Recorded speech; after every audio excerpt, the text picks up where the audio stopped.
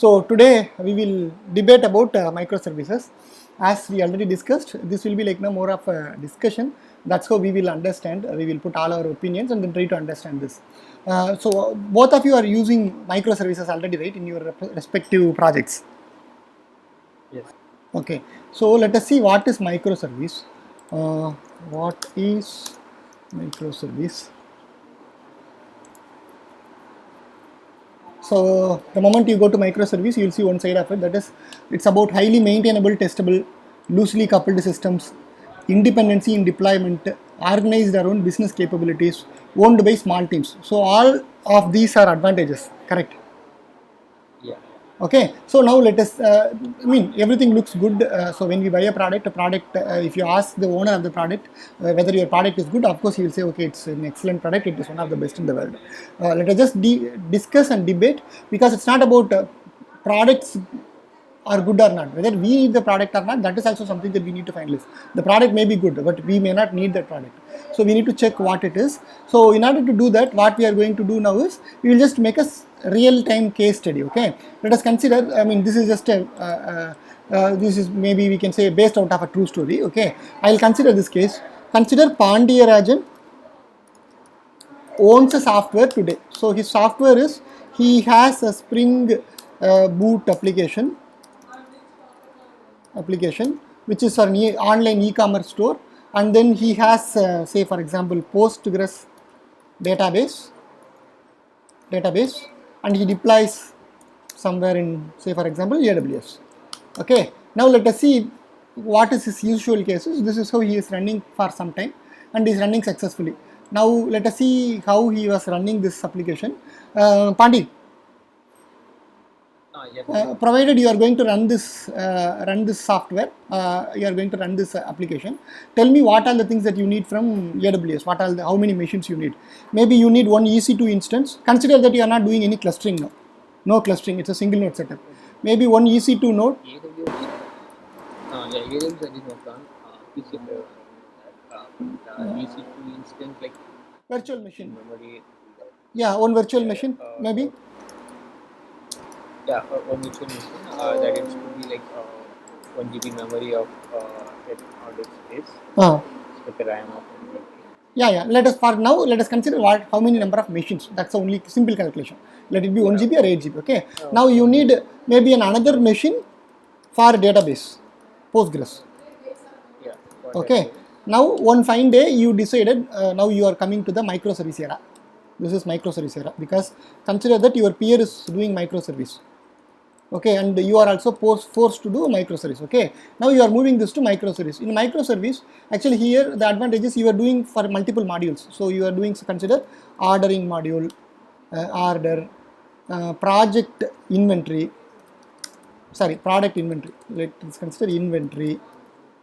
Okay, now you had a sales, you had a online, that is content management, content module. Consider these are the only module. Maybe you will have a admin module. Okay, admin is considered, it's a common thing. Everybody will be using admin. Okay, now one fine day you decided that no, I'm going to microservice. The advantage with microservices, you can choose your own technology stack. That's the main advantage, correct? Because it's a separate instances, right? So you decided, okay, you are going to do this, but you make these choices. That order is good, okay, it's a Spring Boot application, but inventory is good. That's also Spring Boot application. This is also Spring Boot application, but content, you think that Node.js is coming up in the market. So you want to make this with Node.js. For some reasons, you decided, okay, but my DB will let it be only Postgres. Okay, your DB is only Postgres. Okay, but whereas your first part, that is virtual machine part, you decided to make order as a Spring Boot, inventory also Spring Boot, but sales, no, high concurrency will be there. For concurrency, let us choose best technology. Go is the best choice. Okay, admin is basically very simple. Why do we need to write again and again? You want to go with something where you can develop very fast. So you go with ROR, Ruby and Rails. Fair choices. Okay, now what Pandi is going to pay is, let us consider now order one machine, inventory one machine, go one machine, content one machine, Postgres is one machine only. Do we add any new functionality here? New functionality? Auth and authentication and authorization. No, that is technical functionality. You are providing e-commerce solution here. You are providing e-commerce solution here. Correct. Same functionality. We are not adding any functional requirement. Consider that case. Okay. Now, what we benefited out of this is something that we were doing with 2 machines. Now we are doing with 6 machines. Okay, that is the advantage. Okay, now that is the advantage. Consider that Pandey is a poor startup company. He is not an enterprise where he can spend all the money for all the fancy stuff. But money will be struggling. Pandey, will this be sufficient to run your software? Now you separate it out. Okay. Now the thing is, sometimes, right, your use case, you need to make an inventory, and from there you will make an order, and then you will put a sales pitch. So your use cases are actually cutting across multiple system, Pandey. Okay. So now in that case, how do we do? These are not connected, right? So let us do one thing. Let us consider, okay, we need to connect it. Let us implement something like Saga's design pattern. Okay, microservices cross distribution, because the distribution is over, right? So now you need to write additional field claims. Okay, will your performance be improved? Let us see that the performance will not be improved, because now order is a REST API. So call comes to order management. So from there it unmarshal and then make a Java call. From there it sends an inventory call, that's again REST call. So it makes another JSON conversion, and JSON is again converted and given to inventory. So you'll be doing lot of conversion, which means obviously the performance will be lesser. That's another benefit. Network calls, no more network calls. That's another benefit. Okay. So now we are seeing a problem, right? Because it's a distributor. So let us implement Saga's design pattern. That's an additional complexity you bring. Okay, in order to bring Saga's design pattern, you need some distributed cache. Otherwise, you cannot cache it, right? Let us bring a distributed cache here. So distributed cache. Let us put Redis as a cache. Okay, for Redis, one more machine. Okay, one machine. Now, even though these machines are cuts across, it's a single e-commerce, right? Maybe your Postgres is only one place, right? You need to have a common configuration across all this. Correct? Here we are trying to separate the monolith to microservice. We are moving towards microservice now. Yeah. Okay. We are trying to break the system into different modules or different microservices, but the database will be same. Database is same. For now, let us consider that we have considered the database is same. Okay, but now we have increased the machine, but then these are all functionality provided extra machines. Now this is infrastructure enforced extra machine. For example, you need distributed caching. So you chose this one. Okay. Now distributed caching alone is not fine, right? Because everything is distributed in this world. Now the problem is you need all the configuration, right? Where your Postgres is, where is your payment gateway configuration is, which all your modules need. So you need centralized place.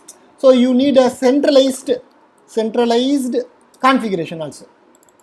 Okay, let us consider for centralized configuration you use maybe any console, which one? Console, right? Maybe anything. What else you told? Spring config. Okay, Spring config server. Okay, let us not include extra software requirement here. Let us use Spring config server, but this needs another machine, by the way. Okay, this needs one machine. Okay, this is one machine. Okay, and then okay, will this be sufficient? No, but the problem is now consider that the logging is coming to order management. From there it is going to inventory, but you need to trace this monitoring purpose. You need to combine them together. So we need to have something like correlation ID, additional complexity. Okay, correlation ID we generate, and this correlation IDs we need to track them, right? Let us include ELK stack here. Okay, ELK stack by default it needs minimum 3 machines for master cloud setup. Okay, so now 3 machines. Okay, now fine. Okay, now will this be fine? No, because the security goes through this, but we need to centralize the security, right? Because now it's a multiple system. We need more advanced security. Let us put one IAM. IAM means identity access management. Let us include key clock. Okay. AWS or key clock. Let us consider a free software. Okay, key clock, and key clock, by the way, only thing is it needs another machine, minimum one machine.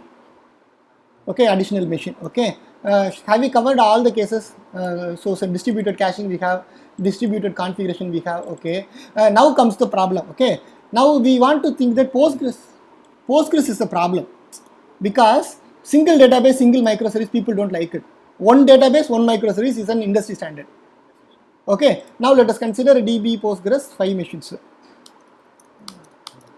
Okay, will the problem be solved? No, the data is split now, right? Consider you want to generate some reporting where you need order data as well as inventory data, and you need to query across multiple databases. That's very, very difficult. Let us do one thing. Let us consider an intermediary Solar or Elastic instance where it do a lot of backend processing, where it collects the data and then put them into one place, basically data lake. Okay, and that is another 3 machines. Okay, now let us consider poor Pandiyarajan. So he was running two virtual machines. He was providing some functionality. After we did all the heroics here, finally what is the functionality that he provides? It's the same functionality. Same functionality. Only thing is that with additional, when one machine you are running, 2 machines you are running, maybe you are running 1, 2, 3, 4, 5, 8, 9, 12, 13, 14, 15, 16, 17, 18, 19 machines.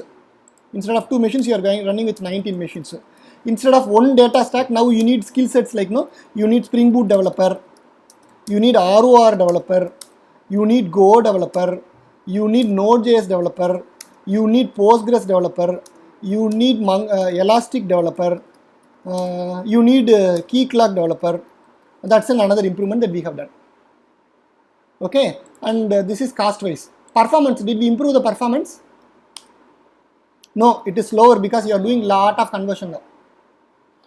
It's becoming slower. Okay, so again we have internal costs to correct.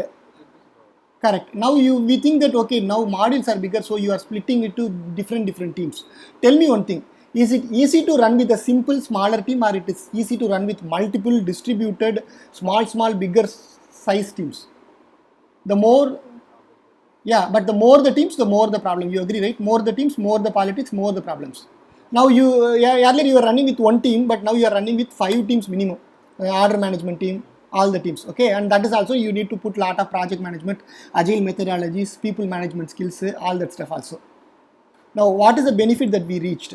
This is what we need to consider, and this is what introduction to microservice should be actually. Okay, what we are seeing, people are putting lot of effort, getting into this stage, and now they are clueless. They cannot go back also. This is a problem that you can see many places.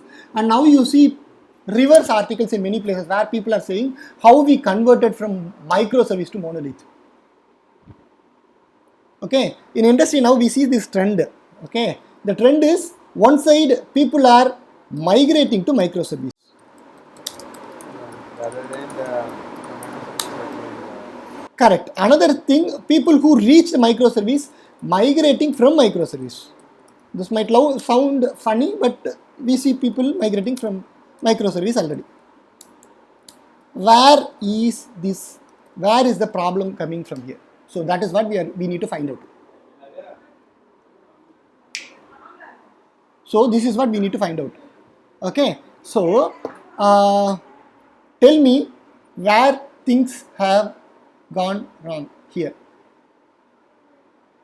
in this entire study. Based on necessity, we would have maintained in the monolithic itself. Because one person is doing that converting into microservice, he doesn't need to convert it into microservice. Because it's a simple application. It is like under people who are using the application, like you need to. Very good, Pandi. Okay. based on the traffic or based on the usage of the application. Yeah. Sort of like If it is an Amazon or else in any eBay, that kind of application, then it's like inventory should be protected. Yeah. Then we can scale for infinite number of users, but if it is simple application that only the counter accounts or people who want to log in and do their application, there is no need of scaling, right? So you can scale the project itself. Doing all this Correct. complex process like concurrency, like a lot of users are doing the same thing for different users. Then we can, based on the availability, we can scale it accordingly and then we can use the method. Very good, Pandi. Okay. Based on performance based. Very good, Pandi. So this is what I mean. The problem is, I often say this. You also might have heard in Bangalore Jack also. The real complexity on about technology is terminologies. We tend to use lot of terminologies, and we have the sense of attraction towards terminologies. Microservices, data sciences, machine learning, design systems, Jamstack. We are more towards these terminologies, and that is where this is coming. So, as you told, we need to wait till we reach the design threshold. So, the correct terminology for this is design threshold. We have a software, we are running a software, consider that the software is running fine and it is providing what you intend to do.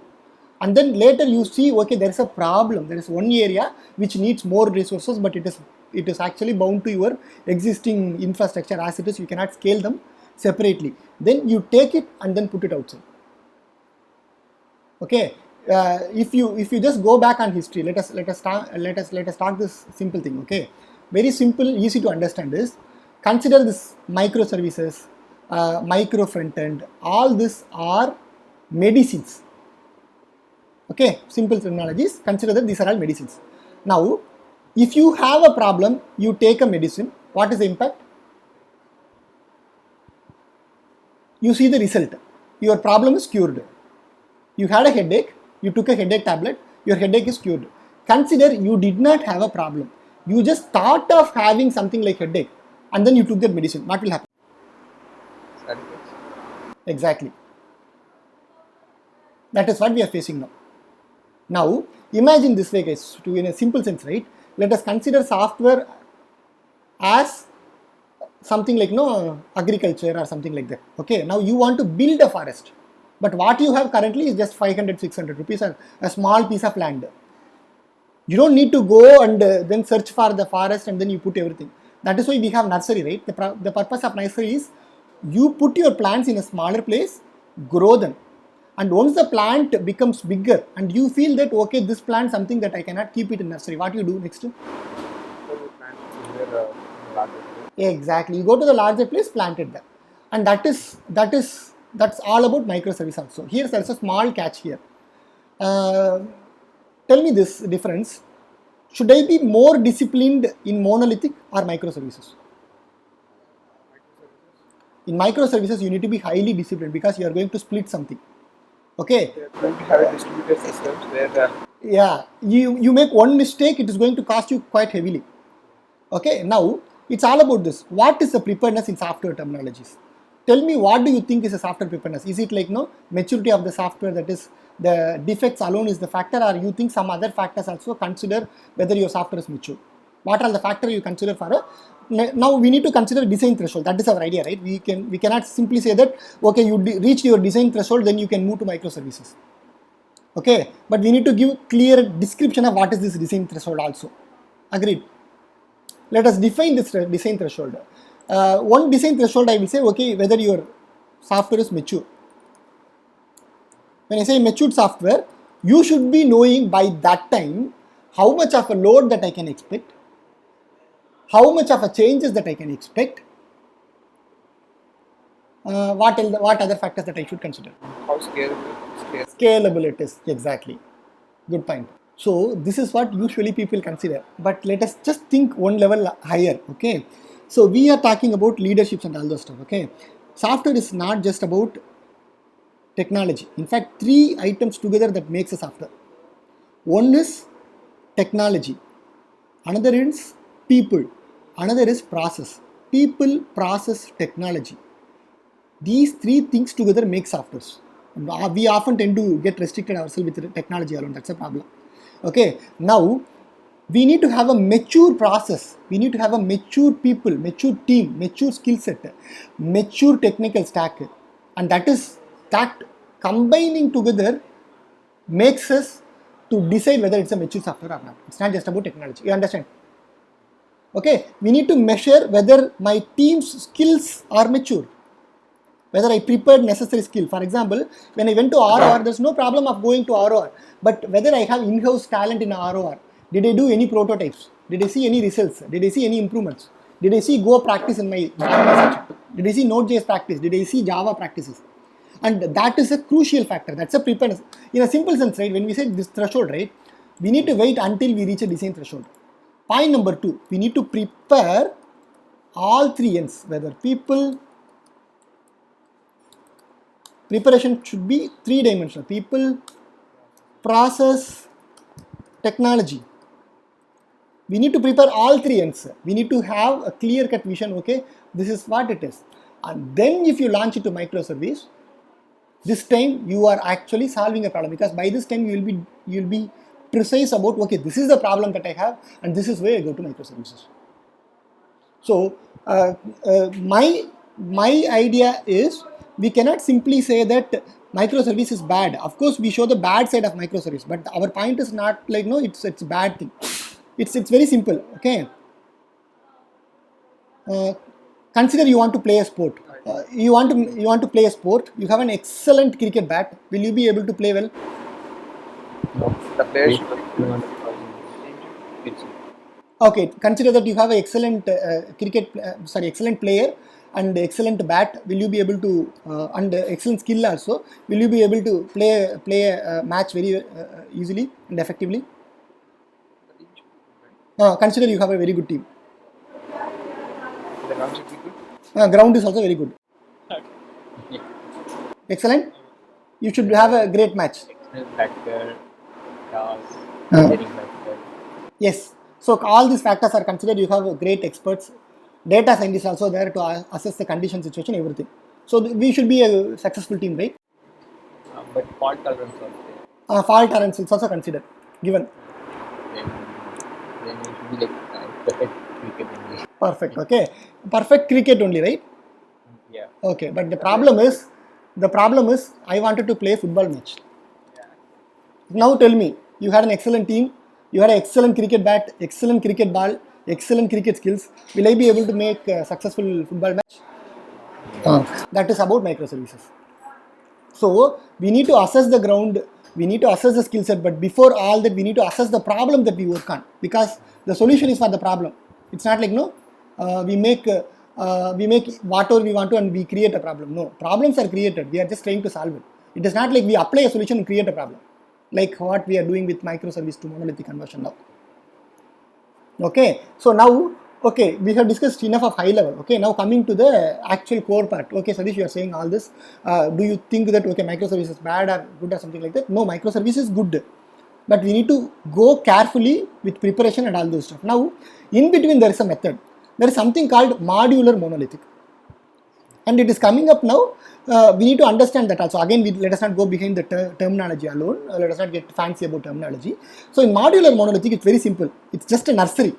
Modular monolithic is just a nursery. Being nursery, being a smaller, the advantage is you can be precise about what you do, how you grow the plant, how you, basically you can provide attention to detail, being smaller. Correct? Yeah. That is all about modular monolithic. So idea is to have a small software. For example, I can show one sample I have. We will discuss this in maybe, this is not for hands-on for now. We will see that later, but I will show you the sample code.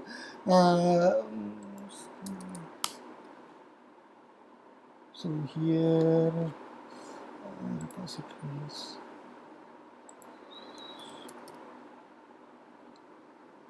So what you see is basically Spring Boot microservice. Okay, it's a microservice, but I do not have multiple repositories. Most of the time you see people, when you say microservice, they will take n number of repositories, n number of pipeline. That itself is a complication. You need to pay a lot of your cloud bill just for running your Jenkins instance actually. You might have faced in your project also. Okay, now what we can do is, this is just a sample. Okay, I created a simple microservice where tracker service is one service, command service is another service, and I have a common ground called boot starter. So this is a normal, you will feel as if you are working in a plain simple Spring Boot application. That's an experience that we will give to the developer. And as we go along, we will see, okay, whether command service is becoming huge for the deployment or whatever case it is. And in that case, you can safely take this command service, build your own command service outside. Basically, it's now taking it from nursery and keeping it outside. And this is what we call it as modular monolithic. Put them together, develop them, see them growing, see their growth rate, and then make your decisions. It's all about being reactive. You postpone your major technical decisions later. And modular monolithic is, from my side, whatever I have seen, provides both the points that we said. It gives us a clear status on whether I reach my design threshold. A. Point 2, I can see my maturity also, both in terms of people, process, technology, being smaller, being in a single repository, single monorepo. I can assess that conditions properly, and then I can grow. What do you say? I can grow organically. I don't need to go with any infused growth. This is one way of assessing it, but this is not the only way. Modular monolithic is one, and some people even suggest you don't even need to go with. If you are coming from Java 11, if you are starting your application after Java 11, natively Java gives you some facility where it gives you more control. What is that in Java 11? What is the major functionality that we have in Java 11? Until 8 only I would answer this. No problem. So 8 is more about functional style of programming, right? See, in Java we have multiple releases, 1, 2, 3, 4 like that, but there will be defining releases. For example, 5 is one of the defining releases where you had annotation generics. Okay, 8 is another defining release where you had functional programming. Okay, 11 and 11 afterwards, it's more about cloud native. There are a lot of features, but one simple feature is they have something called module systems. With module systems, you can define a boundary. Okay, it's about type safety. So when we work in Java, we have type safety feature, right? You cannot typecast an invalid item. That is one type safety that you'll see. But consider that type safety, you take type safety not just from class level, you take it to the packages level.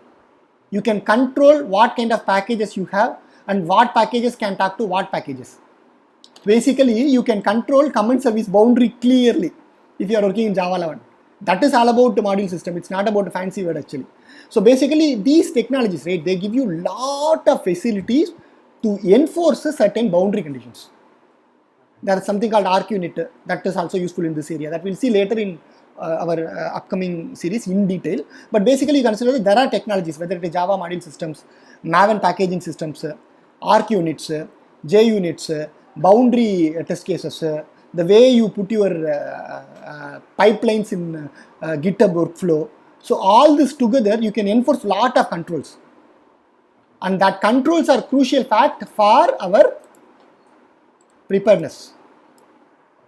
Once that maturity is reached, then it's very easy to seamlessly convert to microservice. Okay, so that is about microservices, what I have actually. Okay, now from your side, what is the major problem that you have seen in microservice? Let us just know the problem now. With that, we will conclude the day. We will figure out the answers in the next sessions. We will make a prototype or we will see it in the next session. So what is the single most problem that you have seen in your teams related to microservices?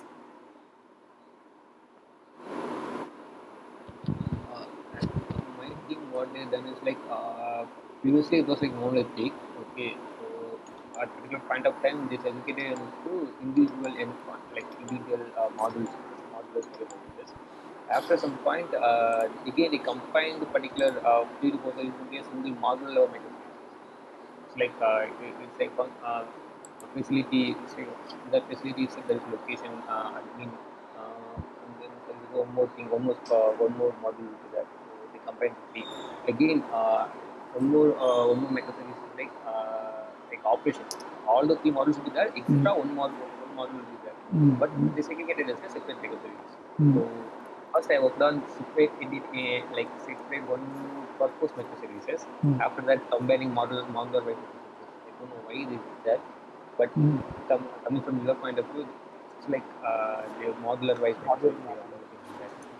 Correct. Modular, yeah. But Correct. they maintain is the microservices. Correct. So, I mean, I may not be perfect answer. We'll see that in detail, practically also we'll see later. But I'll just tell you what is the common mistake here. Good question, in fact. Okay. So, even if you consider our situation, right? Consider you had admin module. I mean, you have multiple modules, but admin is the crucial factor. Admin is the module which is being used by other people also. It's basically a common shared module. Okay. When you go to distributed teams, the more the shared modules you have, the more the problems you have. So before you touch anything, that's where that preparedness comes into picture and maturity comes into picture. Only when you go through the software, you will know, okay, what is common, what is not common, what can often change, what cannot change. Basically, we'll typecast, right, frozen module, which we will do once, most probably will not change it later. Okay, and that is safe to move it to microservice. But if you move something which change along with all the services and it becomes a common service, it being a common service, it can complicate all your, it can create all the problems actually. Of course, you can solve it in multiple ways. One terrible mistake usually people do is every common module, right? They take a release and use it in other modules. Do you do that? For example, okay, that's a terrible mistake. The thing is, how many times that if you go just look at the history of how many releases that you made in the common module, that clearly shows the picture that you are going wrong. If you see one specific common module, version number keep increasing every week or every 2 weeks, that's a problem. So the thing is, ideally in those cases, you are supposed to use a snapshot build. You are supposed to use a snapshot build. You need to take a version only when you make a release for those common modules. If you don't do that, okay, Sadish, is this more number of versions coming in, is that alone the problem? No, there is another problem. The thing is, between those changes, they keep changing, and consider testing efforts. And they cannot keep testing every small version. Within your microservice, do you Pandi see this common mistake where one microservice uses version 1.2 of the common module, another microservice uses 1.5 version of common module? Do you see the problem? Actually, we don't maintain as a job, we maintain as a source itself. Okay, so that is the problem. Okay, that problem looks a small problem initially until you see a major failure. There are companies which sees a major failure and bottom line, there are 4 or 5 reasons actually, and this is one of the main reasons where there is inequality. Inequality is a problem, whether it is human or software. Okay, so you create microservices, and these microservices itself are not equal, and what it slowly leads is, later you will see this problem. Tell me whether you face this problem. I am 100% sure in this project or previous project you have faced this problem. After team goes to microservice, they will face this. They'll fix one problem, it will create a problem in another microservice. They will fix this problem, they will see another problem in another microservice. Have you seen this off balance in microservices? And this is one of the reasons. So Pandi, did I answer your question? Identify common modules earlier. If you are not sure about what is common module, what is frozen modules, better don't take the step forward. Wait until you find it, and then slowly roll out. So we should not have any hurry to. The problem is people when okay, let us speak honestly. Okay, this is actually a problem with people also, because an architect who makes 20 microservices, an architect who runs 30 microservices. Tell me who is the best architect?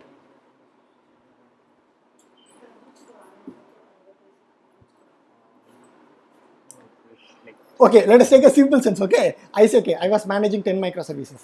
In another meeting, I am saying I am managing 100 microservices. Of course, I am bigger than him, right? Okay, but the thing is, reality is, if you are really stuffed, if you are a really good architect, you need to have limited number of services, only what is needed. The more microservice doesn't make you more powerful actually.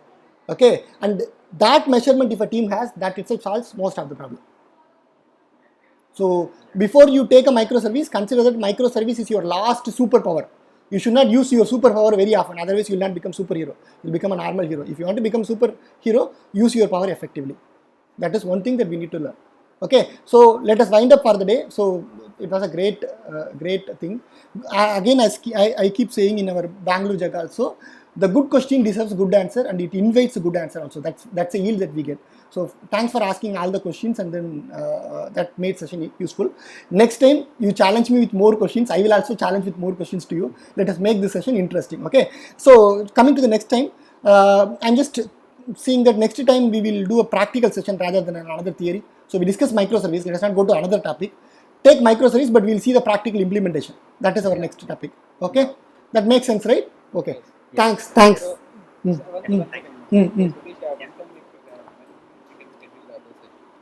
Whenever we all three are free, we will schedule.